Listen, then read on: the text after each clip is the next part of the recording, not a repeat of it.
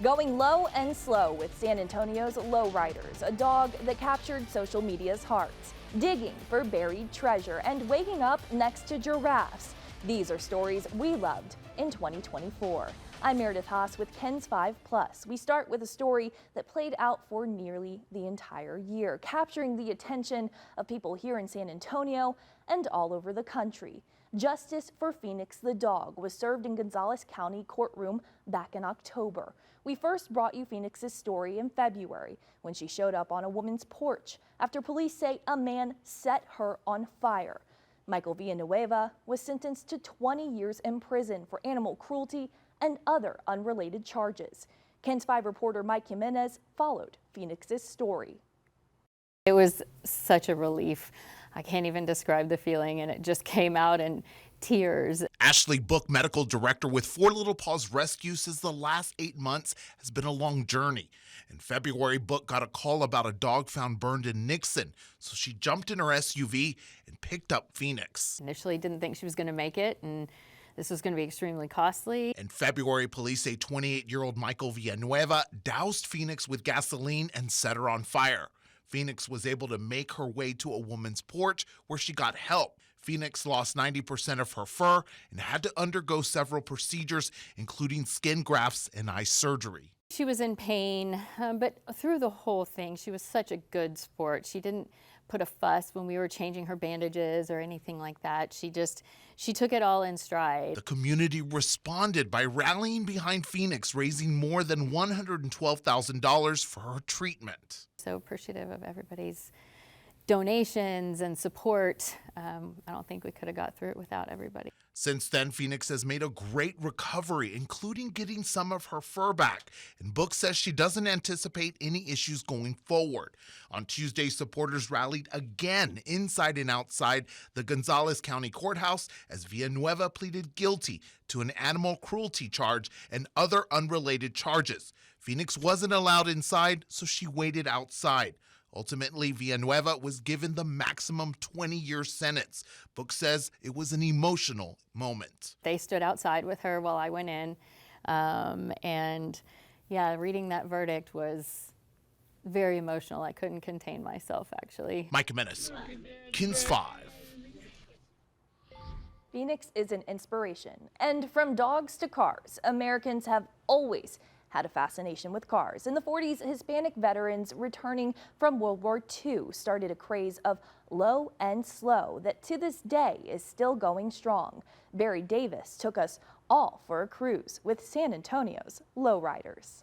There aren't many things more American than the automobile. And the things we can do with them will drop more than your jaw. We can see, like in Japan, there's a lowrider movement. And even in Monterrey, Mexico, there's a lowrider movement. And all the aesthetics of all of that are really informed by places like San Antonio or places like Los Angeles. And there aren't many places where low and slow is more embraced than San Antonio. I just love it. I love what I do. I love my job. I get paid for doing this now. It's such a part of Hispanic culture, there's an entire industry built around building lowriders. When I was a little kid, just a little boy, and from there, I started building lowrider bikes. From lowrider bikes, now I build lowriders for a living, man. That's what I do. Bazan Styles turned his passion into his profession. I painted that one. I do a lot of lowriders. That's what I do. That's my job. There are at least half a dozen lowrider clubs in San Antonio. When it's time to get away from the world, get in the car. Joe Guardiola loves the lowrider. Gets the oil from the tank and it sends it through the hoses to the cylinders, and that's what moves the car.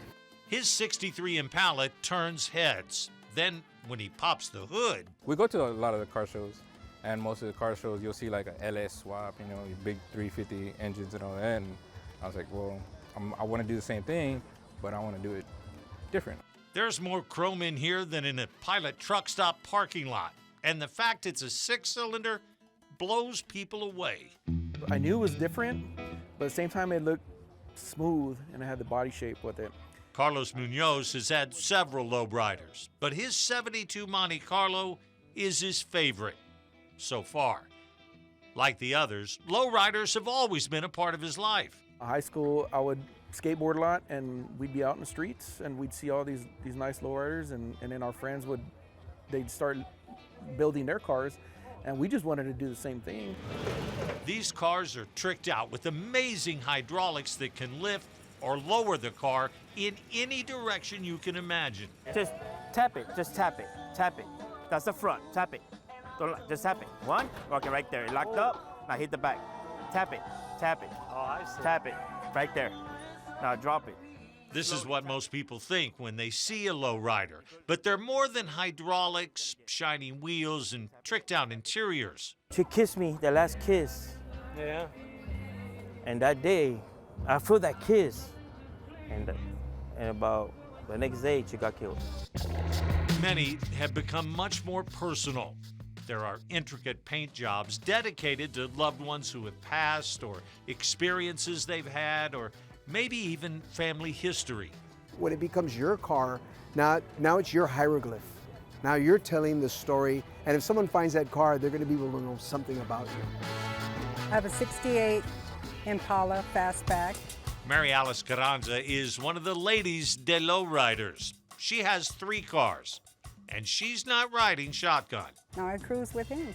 I'm not going to be the passenger, I'm going to be the driver. Her 65 Impala looks like it just rolled off the showroom floor. The 72, a little more estilo. She's a head turner for everybody. Geraldine Tejeda went old school. She loves her 37 Chevy, but in true Chicana style, it had to be dropped. I like the way the stance looks low. The stance on it is just, it gives it that look, gives it that beauty. Old, new, classic, or conversion, they're all beauties. They all tell a story. Honestly, I'm gonna tear it all down, and next year I'm gonna tear it all down and do a whole frame off. Some stories just never end. Others know exactly where they want to go. You can't really you can't, if you start looking at, well, how much is this gonna cost? I mean, don't do it. If you do, just remember, do it low and slow.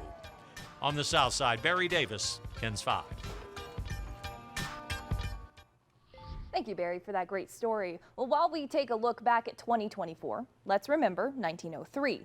That's when the Wright brothers invented the airplane. Companies like Ford, Buick, and Harley-Davidson launched. Hershey opened the largest chocolate plant on the globe, and the crayon made its debut. We met an artist here in San Antonio whose love for Crayola began with a little curiosity.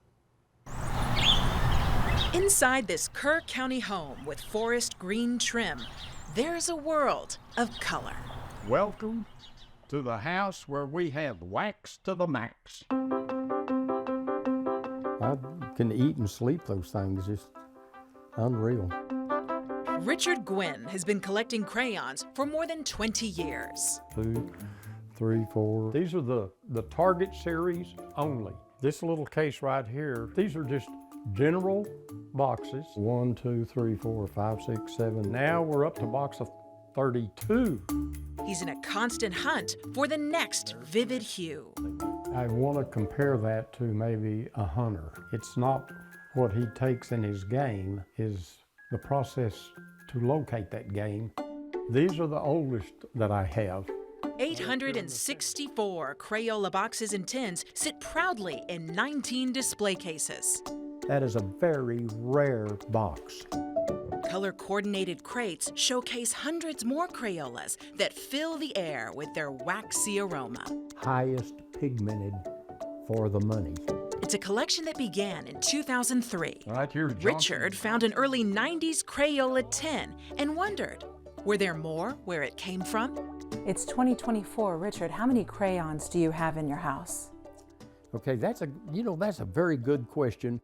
Well over 49,000. To him, every box tells a story. That's 1917 and 1919. He gets most of his crayons from garage sales, estate sales, and thrift stores. They save all the crayons for me. In a special case, sitting outside their protective box is a row of colors with discontinued names. It took me forever to just get that one. Featuring his most rare find of all. The second one in is the torch red, what is now scarlet, and it's just got a different label on it. Richard doesn't just collect, he creates. There's a couple that I use that are hard to come by. One of them is called Smoke. Every summer, he teaches children how crayons can make magic on paper. I have kids that just grab a crayon and just go like this. Now, Richard's on the hunt for his next unique discovery. What is your dream find? Well, right now it is the original 58 pristine box of 64. In 120 years, change is inevitable. As other inventions evolved, this 83-year-old is as thrilled as ever that the regular wax crayon is still alive and well. This might be an unfair question. Do you have a favorite color crayon? You know, I do. It's probably going to be asparagus. It's that deep green. Alicia Nieves, KENS 5. What a colorful story by Alicia Nieves. She also went digging for what was buried beneath our homes as she talked to people who are finding treasures from the turn of the century underground. As she learned in our next story, while these discoveries may not be worth millions, it's the stories they tell that are priceless. In one of the oldest neighborhoods in San Antonio, we are in La Vaca neighborhood. Adam Alvarado was doing some gardening when he found something unusual. It's probably the very early 1900s. A coin with an inscription he didn't recognize. It just says, John Brady's Parlor Bar, I owe you one drink. The John Brady Saloon was located in the Solomon Deutsch building in Main Plaza, sitting face to face with San Fernando Cathedral. It was a bustling business that shut down during Prohibition. No more than 1,000 were probably made, from what I'm told. So it definitely sparked my curiosity to what else could be lying underneath our yard here. That same interest fueled Sean Ward's favorite pastime. I'm what I call an expert hobbyist. My grandfather was a coin collector, and he got me interested in that hobby. Using a wireless metal detector, headphones, and a pinpointer, he explores historic neighborhoods across town, chasing the sound of his next discovery. Indian head penny, 1879. I had some Mexican one centavos from the 1880s. I found a Civil War musket ball, Civil War mini ball. We had to tag along as he searched 2 properties in the Monticello Park Historic District. Home to many prominent families back in the 20s, 30s, 40s. Jason Vasquez, vice president of the Jefferson Neighborhood Association, says the movers and shakers of San Antonio ruled this neighborhood. The house next door was the home of the Lucchese family of the Lucchese Boot Company. This home here was the home of the Orsinger family, which had some of the first auto dealerships for San Antonio back in the 20s, 30s. With a crowd like that, surely we'd find something. That's called a coin spill. We did. Several coins. The oldest, a 1941 wheat cent. Anything of value I'd like to know about, yes, or anything of interest I'd like to know about. Our second property in Monticello Park belongs to David McElmore. I lived in this home for 27 years. He says it's the former bishop's home of the Southwestern Conference of the Methodist Church, built in 1935. Floyd Curl was very active in creation of the South Texas Medical Center, hence the name of the street that goes into the medical center. They lived here for quite a while. A quick scan through the front and backyard, over a spot where a swimming pool used to be. A few more coins signaled us underground. How much are they worth? I found an old seated Liberty dime recently, 1890. How much that one was worth, maybe in the $30 or $40 range. Back in La Vaca, Adam got an estimate for the value of his coin from the saloon. Even in this condition, it's probably worth about $100 to $125. He decided to keep it. To Adam, the true value will be much more than dollars and cents. Maybe hang it on the wall or something like that so that it's a conversation piece for sure. Alicia Nieves, KENS 5. Now we go to another hidden treasure. The largest Mexican cookbook collection in the nation happens to be right here in San Antonio. KENS 5's Henry Ramos went to go tour all the books. It's open to anyone, and as Henry found out, the collection is no small read. A book lover's dream in a cozy 64 degrees. Thousands of books in a controlled temperature room. Welcome to the vault inside UTSA Library's special collections. Just this area, more than 3,000 books eat up this entire wall. UTSA is home to the largest Mexican cookbook collection in the U.S. We have all states of Mexico. We have things that are specific to indigenous ingredients. The oldest book dates back to 1789. There are all kinds of shapes and sizes, some personally handwritten recipes from abuelas. A lot of them tend to start to feel like diaries. Moria McKay is with UTSA and is the Public Services and Outreach Archivist. She says this collection started in 2001. It has grown. McKay says they get the books through donations and by purchasing. They work with a rare book dealer in Mexico. We also get large donations from unexpected places. This gem of a collection brings in people from all over. It also serves up inspiration for local chefs. We find it really special when people can find like a specific ingredient in a familiar dish that they didn't know had existed many years ago. McKay says it is special that the collection is nestled in a city known for culture and rich history. As for the story of this collection, there is no ending in sight. We want to continue building a collection for today for a future audience. Henry Ramos, KENS 5. Well, Henry was all over the San Antonio area this year, including a sleepover at the zoo. Earlier this year, the zoo opened its Spec Boom Lodge. You can go to sleep and wake up right next to giraffes. Henry went to check out the new spot. Hey, welcome to Spec Boom Lodge at San Antonio Zoo. Come on in. Escape to the African savanna right inside the San Antonio Zoo. Welcome to the new overnight lodge. So this is the main living space here. It's a great spot to just hang out, have your morning coffee, wind down with some board games. Right in the living room, everything you would expect to find, including a pull-out bed with a view. The lodge allows 4 guests. So you can sleep 2 right here, right next to the giraffes. And then this connects from the living room to outside. Right, so this is your patio that is actually right alongside the Naylor Savanna. So you can see right here we have 2 friends. A couple of our giraffes here at San Antonio Zoo. We have Alan and Braden. That is the selling point for this lodge that the zoo describes as ultra exclusive. There is a bathroom right next to the primary with a king-size bed. The big selling point, the view of what is right there, giraffes, zebras, or ostriches right outside your window. There's even room service too.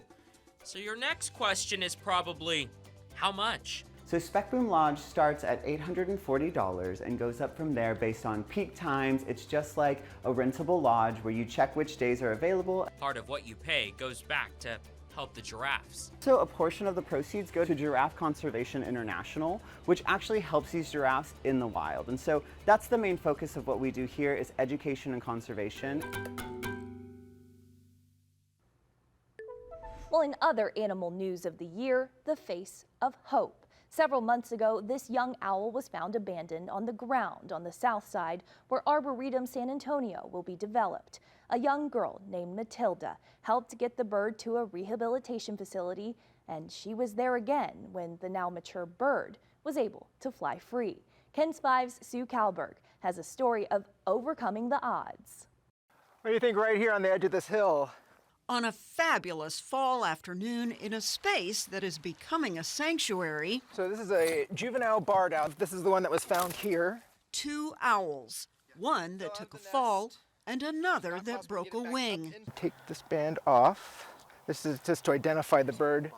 inside her center. The grass was very tall, like this big. What began as a girl exploring with her dad. We heard the chirping sound. And the arborist who was surveying trees. And she's like, Dad, look down. And there was this little baby owl on the ground underneath this 60-foot tall pecan tree. There was the barred owl that couldn't be returned to its nest, that got a second chance to live free. Oh. Yeah. Oh. He's just scared, and that's the sound he makes when he's scared. Ooh. Anybody have anything else they want to say to this owl before he goes? Live a full and happy life. Okay, here you go. Send it. After a short test flight and a chance to ruffle all the feathers into place. This one's gonna live. Like that's pretty cool.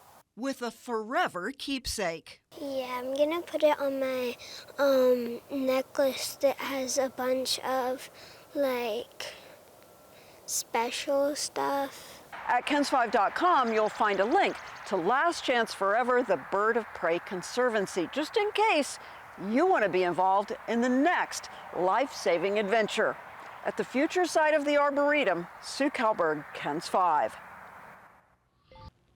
Well, one of the trends that took flight this year was the move towards tiny homes. 2024 unfortunately saw sky-high home prices and interest rates to match. Many first-time home buyers were priced out of the market, but KENS5's Jeremy Baker takes us to a subdivision on the Far East Side. The tiny home alternative is helping make the American dream come to life. You think of tiny homes, you might think of this 30-foot tiny downstairs sleeper for $52,900. Or this Canada Goose tiny RV for $119,000. Or this cute little thing called Tiny Price Big Love for $27,000. Wait a minute, 96 square feet?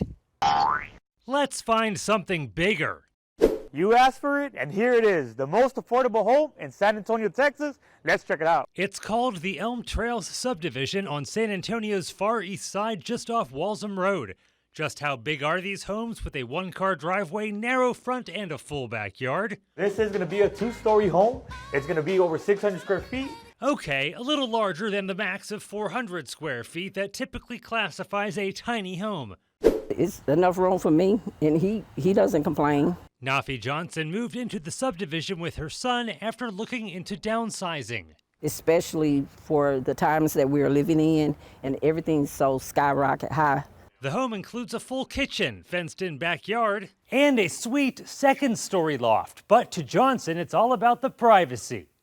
It's better than, to me, apartment complex, because it's your own, and you can have your own space. Credit News research studied purchasing power adjusted wages and starter home prices and found in the U.S. it takes close to 4 years of income to afford a globally benchmark starter home. That's a 636 square foot 2-bedroom home with a price of $287,000. It would take more than 5.5 years of income to afford a median priced home at $431,000. And out of the 25 countries included in the study, the U.S. had the third most affordable homes, only behind Turkey and Belgium. As soon as you walk upstairs and you're able to see the huge loft area, it completely changes the way that you feel about the entire home. Delilah Sue decided to rent one of the homes for herself and her 2 boys. This is Jace. I like the backyard and everything. I like the front yard also. I think it's something you would definitely want to buy as a starter home and then maybe look into flipping it later on. And as you can see, they're not done. They're building dozens more. We peeked into one home still under construction, and the inside is a blank slate. You can make it your own, just like this owner did with the dark subway tile backsplash and painted accent walls, or this one with this sweet vine-covered porch. It's small, but it's affordable. For more about these small homes and other tiny homes for sale, we have the links with this story on KENS5.com. Jeremy Baker, KENS5. And finally, we are finishing up with one of our favorite stories of the year. Barry Davis went to throw some pitches with the UTSA women's softball team in his Texas Outdoors series. And these players ended up teaching him quite the lesson. That is hammered to left, high and deep, and gone. Cam Robillard makes it look pretty easy. Swing of the bat and a nice little trot around the bases. And Davis sending that one of here! It's almost routine for them. But hitting a softball at 65, 70 miles per hour from 40 feet is insanely tough. So I suited up with the UTSA ladies. Wait, before we go, what happens if you're last? You're cut. They let me play anyway. Ready? That's the money maker. Go.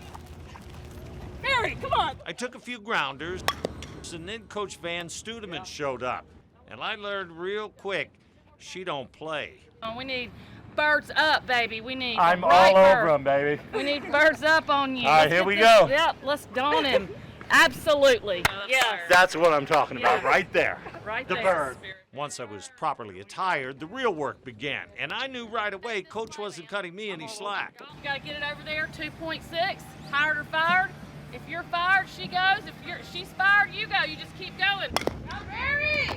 Get rid of it! No, you're fired. 309! You're fired! All right, Close! Robillard, the shortstop, showed me it's all about the speed of the release.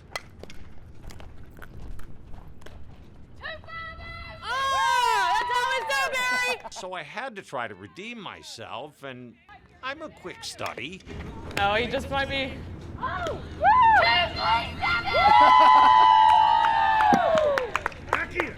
The infield is incredibly fast. I thought maybe I better head to the outfield. That's where players like center fielder Matty Hayes rule. After a few tips, I shagged a few fly balls, and I caught most of them. I didn't plan on falling. These young ladies moved like gazelles, fast and fluid. Most have been playing since they were little girls. And I always tell myself, I tell my girls around me is play like you were 9, play free, play just free-spirited, act like you've been here before.